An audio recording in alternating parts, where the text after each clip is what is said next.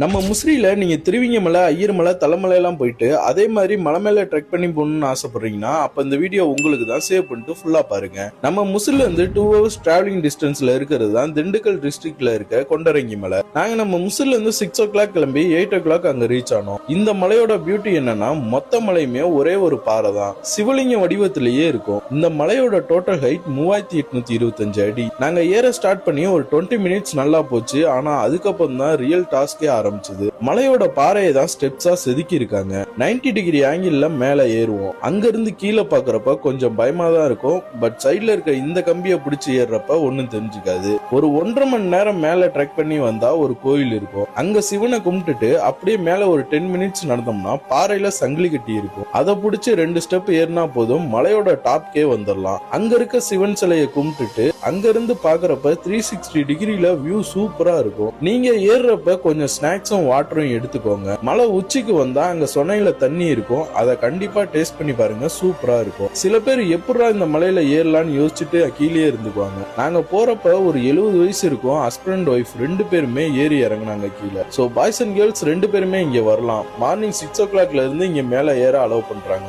நாங்க அப்புறம் கீழே இறங்கி வந்து சாப்பிட்டு அங்க இருந்து கிளம்பி ஊருக்கு 4:30 எல்லாம் வந்துட்டோம். இந்த ட்ரிப்போட பட்ஜெட்டே ஒரு ஆளுக்கு 500 தான் எடுத்துட்டு போனோம். சோ டூருக்கு பிளான் பண்ணிட்டு இருக்க உங்க ஃப்ரெண்ட்ஸ்க்கு இந்த வீடியோ ஷேர் பண்ணி அப்படியே நம்ம முசிறி ஐடியும் ஃபாலோ பண்ணிக்கோங்க.